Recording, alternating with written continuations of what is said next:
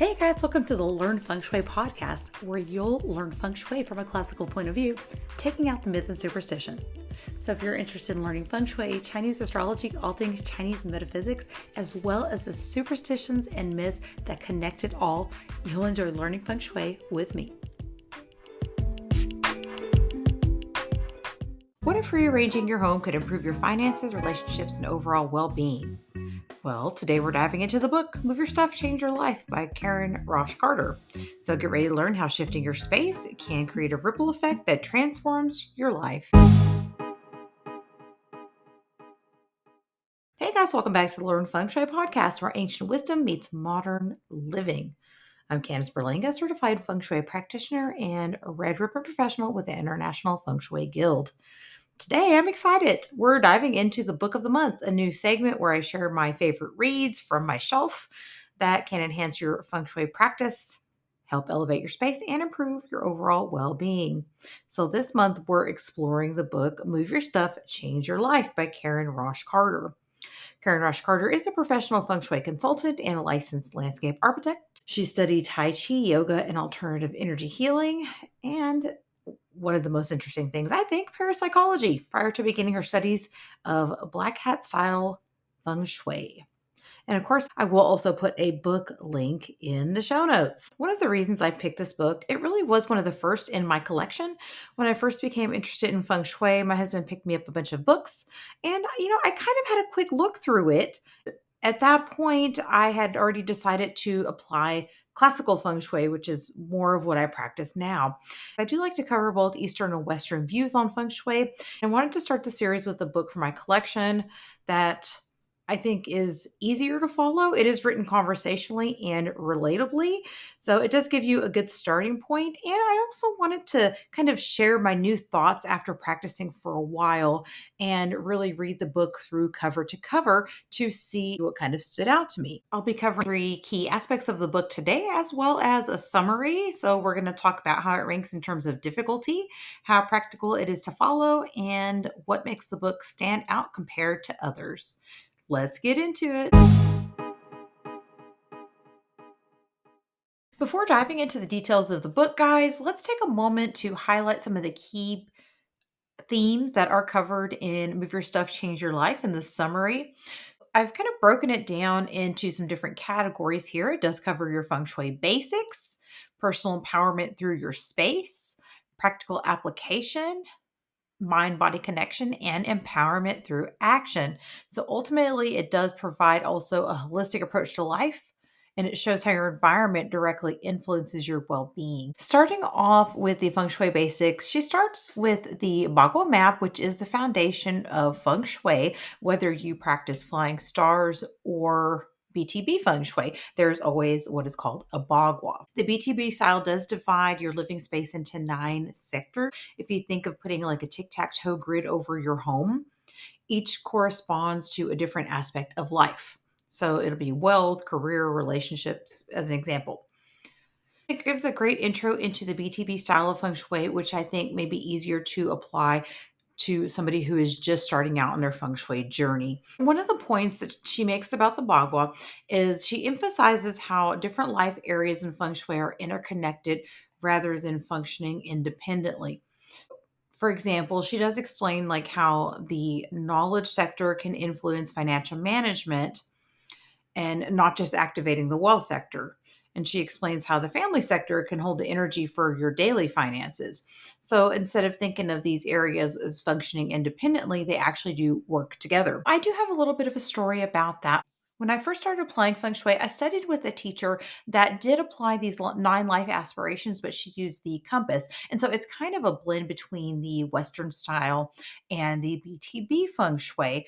And it still uses the life areas, but it just divides them in by compass direction. So I was following this and still following the life aspirations or life areas. And the reason I started applying feng shui in the first place was because my marriage was actually having a lot of issues. My relationship was not good at the time. And I thought, to myself, hey, if I can fix this relationship sector, I am going to be able to fix our issues. Like things are going to open up for us. Like we're going to be able to, fix this relationship and carry on with life. Well, It wasn't like that. So as I kept practicing, I was realizing that nothing I put out, no sort of cure or good intention that I put out was going to fix things magically. It just doesn't work that way. And we'll talk about that in a minute too. But one of the things that I actually did was I started looking at communication. My husband also has mental health issues, and so part of it was understanding his mental health issues, and that was like my knowledge. Part of it was also our communication. And so we worked on things with our communication. But these can be represented in areas of your home also, like the West for creativity is your communication. And the Northeast could be your self knowledge and cultivation and learning. So we look at these areas, and again, we find that they're interconnected. For me, it wasn't necessarily focusing on the sector, but doing the action, which in turn also then helped my relationship. I can definitely see how these areas are interconnected and how it also helped in my own practice, my own life. By showing these connections, she illustrates how improving one area of your home can positively impact multiple areas of your home. It definitely has a ripple effect to help balance the energy throughout all the sectors of your home. She does go over each sector in detail with cures and enhancements, as well as red flags to look for. There's a quick reference guide for each sector, each life aspiration. And it really does make you think about each area differently. So, again, you know, for example, prosperity. She also talks about giving to receive. So it's not all about just receiving. The next point she does make is placing all five elements in a sector for more balance in your home. And she does discuss the five elements and how to balance them in your home to create harmony. She also talks about the creative and destructive cycles with a handy chart. Now, I will say if you are coming from a classical feng shui background, it will differ. It's a slight bit different. And what I'll say to this is if you're starting to learn, you want to probably stick with one style until you learn a little bit more and have a little more understanding, because I don't want you to get confused. Not only do the elements differ a little bit from classical feng shui, but the colors are a slight bit different, and the numbers also can be different to classical feng shui. So if you are a Gua 2, it would be different with the BTB style, for example. Another point she makes is your personal relationship through space. She does talk about the fact that your space does reflect your life. And I've noticed this in BTB style of feng shui. It is a lot more symbolic, reading the room, looking at the room and what's in the space to see what kind of story it is telling and see if that story does correspond with what you want your life to be. The central theme is that your physical environment does impact your inner world. So, clutter, disorganization, or neglect in certain areas of your home can manifest as a blockage in that corresponding life area. So, for example, again, looking at the prosperity or your money sector, which most people are familiar with, if you have a lot of clutter, disorganization, or that area is neglected, then that's going to come out in that corresponding area of your life. And you might have blockages in your wealth and prosperity also. And I wanted to quote this part of the book. It says, "For all you scientific minds out there, I asked Barry Gordon, a physicist as well as a feng shui practitioner, to briefly explain from a science perspective how and why feng shui works." And here's what he said, guys. "If we accept the message of both quantum mechanics and a great spiritual teacher, then every smidgen of our universe affects the other. From a viewpoint, there is no inside or outside, and everything is contained in consciousness, which has no boundaries." So the placement of your bed has a meaning in relation to the rest of your experience. The bed is a representation of your beliefs and emotions on a physical dimension, which manifests directly and seemingly disconnected by you on other dimensions. When your bed is moved with intention, the belief and emotion dimension also move. The great 18th century scientist and mathematician Leibniz, who also discovered binary code and the I Ching, by the way, discovered that photons, the basic particles of light, exhibit intention and purpose. And if we take light to be a whole spectrum of vibration, not only visible light, then everything is composed of photons. That means the universe is intentional. And since we have been given the ability to intend, we're co creators of the universe that we individually experience. Everything, even the sticky front door that doesn't open all the way, has meaning. Everything, every action is intentional, sometimes conscious, sometimes unconscious. Feng Shui brings the unconscious in our environment back to our conscious. That brings the beliefs and feelings back into conscious. Then we have a choice and can create our universe consciously. I know that BTB style of feng shui is very intentional, and the items you place out really do serve as that intentional reminder. It serves as a symbolic reminder. It also serves with the style of feng shui to do the work for you. And so you put your intention and your focus and thoughts into the item you place, the room you clean and declutter, and even the way you decorate your room. And that intention is behind it. It puts the thought out into the universe to help it manifest. Moving on to practical application. Practical application and simple adjustments, such as what are called cures. The book does provide practical tips for making changes that align with feng shui principles like decluttering, using mirrors, furniture placement, added plants, and etc. to improve the energy flow as well as balance those five elements. In each section, she does talk about what she calls power tools and hazards, or the red flags that require immediate action. And again, as I mentioned above, there is a quick guide in each section that makes it easier to follow. The nine categories of cures she does talk about also, which include color, sound, light, living objects, weight, moving objects, power and electric powered objects, and symbolic objects. And then there's another category that is other. And she kind of relates that as something that's personal to you or something that you might do on instinct. Like you might be instinctually drawn to an area and feel like you need to make changes there. And then you see some improvement in your life. So some things really are just kind of second nature to us. And it does also go through each category to help you enhance each sector also. So not just cures, but enhancements or activations. Sometimes with classical feng shui, I have realized that it can present a challenge because there's not a lot of what are called cures offered. And sometimes you do have to get creative to fix a situation you're in, and you can't readily move or do major repairs or demolition or renovations. Things like missing sectors, being unable to use a command position, or even having bad landform. I like that she talks about using cures for those, like a heavy stone or lighting that can bring the energy up in an area. Those are very practical things that you can do without having to move and sell your home away. Sometimes cures can be the best way to fix an area that is otherwise unfixable with classical feng shui. And another thing I really like that she does is include anecdotes and case studies to illustrate how these changes helped others to achieve success and overall well being. She talks about real action and examples that can help you understand how things work. She also gets you to thinking about how to adjust your own environment and shifting your own perspective. And again, I think that kind of goes back to those in that other category where she's talking about following your instinct and making it personal to yourself. The next part I want to talk about is the mind body connection. So, the author does emphasize the importance of energy flow both in your home and in your body. So, healthy energy flow does lead to better health, relationships, and opportunities, and all the things. Carter does talk a lot about positive mindset along these physical changes.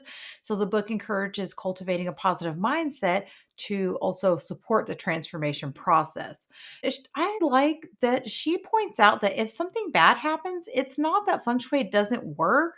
It's just that life happens sometimes. So good things can still happen out of the bad. Quoting from the book here, it does say, if you think the feng shui has stopped working for you because something dreadful has happened, think again. Even though you cannot possibly see anything good from a tragic event, trust that the universe can. I do think that is a big part of life, honestly. Sometimes we really have to look for what we can do instead of, what's happened to us, the bad things that are happening. We really need to look forward into how you can fix your life from what has happened. Maybe we can make something good happen from the bad. Another thing Carter talks about is clear intention.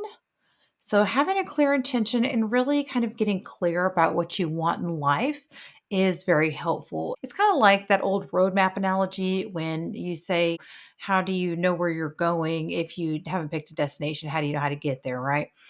And so it's kind of like that, having a destination in mind or some goals really will help you. I do like also that she walks you through each category of the 9 life aspirations to see where you feel good and what areas need work. That is one thing she encourages you to do. One problem can also fall into multiple categories. Just like one life aspiration area can fall into multiple categories, problems can also fall into multiple categories, and you can use multiple sectors to fix those problems. So on page 35, in the part where she's walking you through the 9 life aspirations, she does tell you to list those 9 life aspirations in your notebook and then file a complaint from life in each one of those categories. So the 9 areas, of course, are like the prosperity, fame, reputation, relationship, love, creativity, children, helpful people, travel, career, skills, knowledge, family, health, and other. Within those categories that you list, she gives the example here. If you're having trouble in school, you may want to place a complaint in the skills and knowledge area for obvious reasons, but also you might want to look in the helpful people area and put in some kind of complaint for tutors or reasonable teachers, smart friends. So every gouache should have a complaint in it, or perhaps just a few do. And the list now becomes an easy reference point that points to the problem places in your home. She has you not walk through just each area of your home, but each area of your life and kind of helps you get that clear intention. And she also talks about positive affirmations and mindset. So that is a big part of it too. When I used to attend church, one of the youth pastors that I worked with, he used to call it stinking thinking. And that's always stood out to me. When we have these negative thoughts, this negative mindset, Debbie Downer type outlook on life, you tend to see those negative things a lot more. So if you just kind of focus on the things that really are working out for you, you can put those complaints in, but focusing on the good things that happen to you throughout the day will definitely get you a lot farther, trust me. The fifth point here, empowerment and action. Taking control. The book does empower readers to take control of their environment as a means to take control of their life. So, this is where I talk about empowerment and action. The idea that small, manageable changes can lead to significant life improvements is covered in this book. Action and responsibility is a big one because, again, we can place the cures out, but if we take no action in our lives to see those changes, then things still aren't going to be working out for us. This is the example she gives here. On page 75, it says, I knew a guy in Hollywood who take everything regarding feng shui to the extreme. He was a director and yearned to be famous in the industry, and it happened that his guest bath was in his fame area. When he found out that red was the color for fame, he immediately went to work. He had the toilet changed to a red one, painted the walls, floor to door, ceiling red, everything. And in true Hollywood fashion, he placed a long red carpet on the floor. Well, he became famous, all right, as the weird guy in Hollywood with the red bathroom.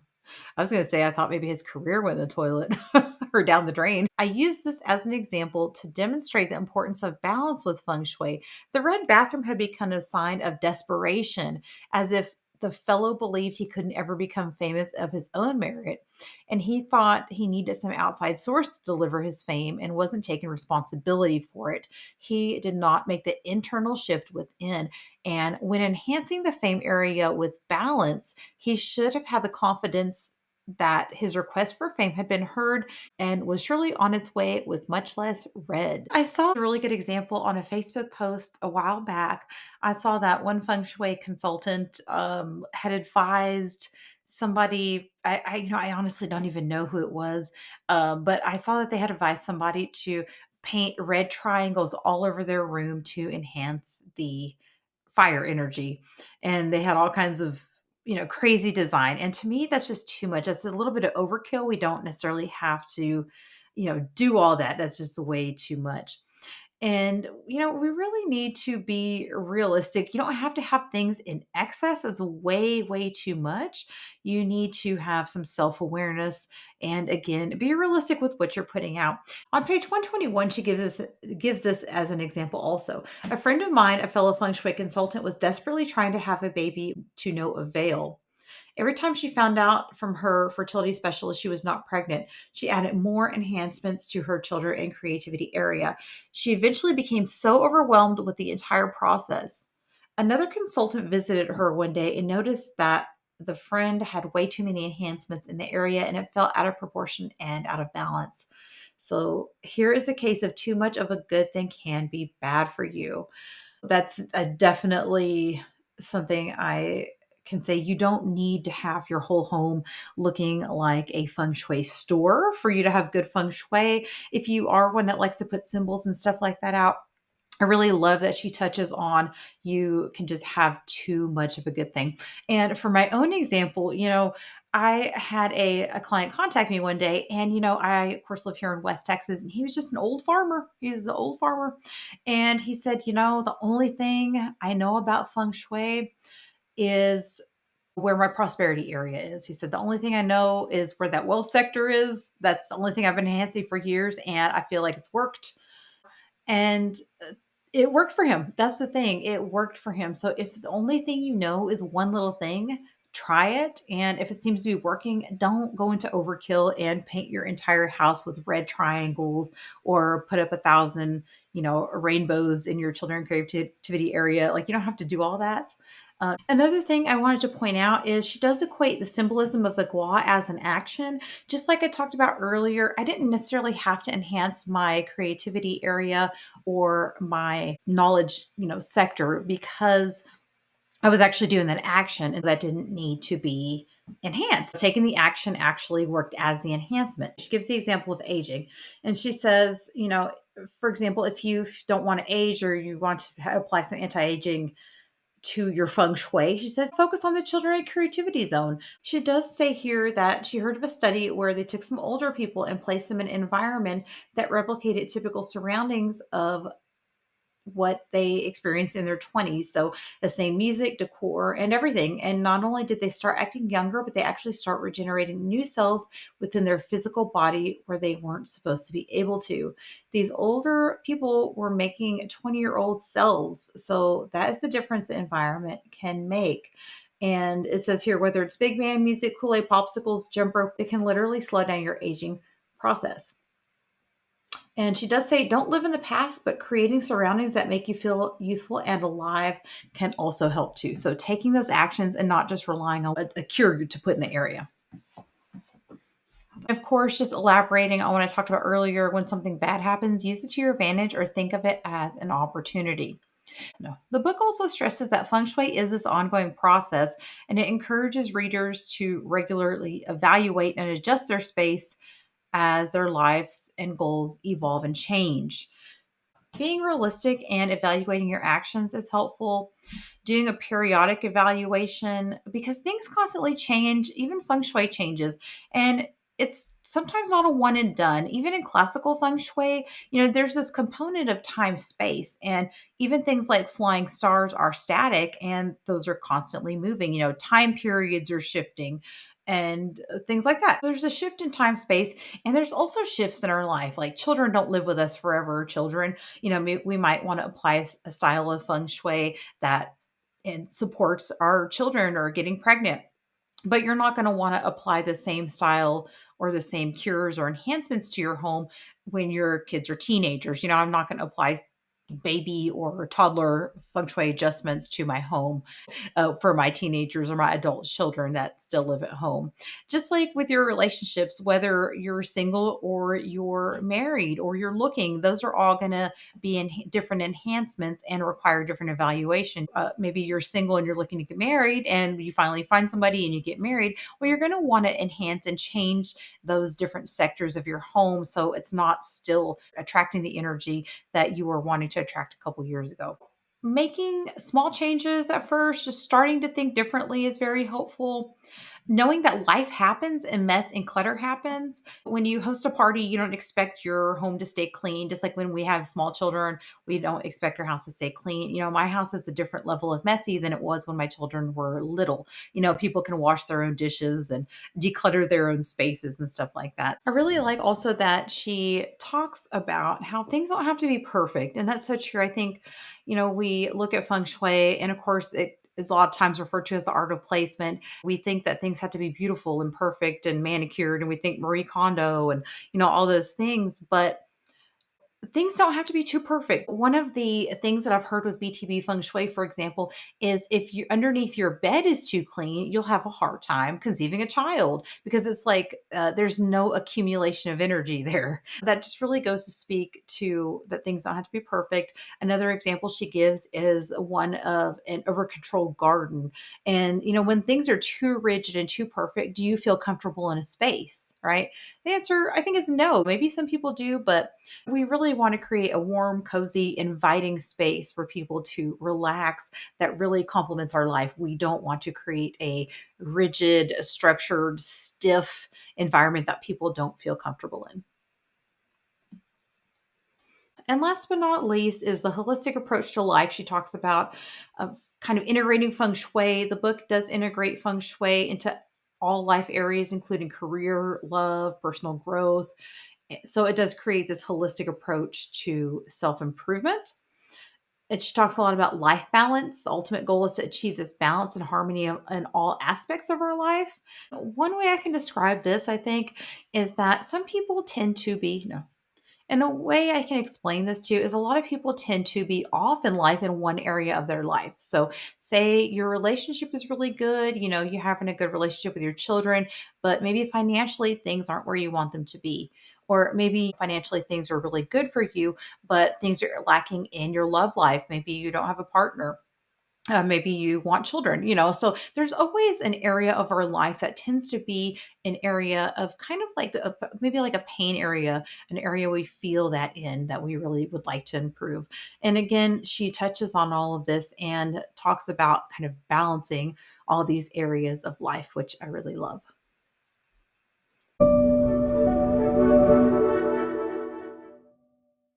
All right, guys. So to recap, the book does go over feng shui basics, personal empowerment through your space, practical application, mind body connection, empowerment through action, and a holistic approach to life. Where does this book rank in terms of difficulty to follow? I thought it would be fun to give it a little rating system, 1 to 3 bagwas.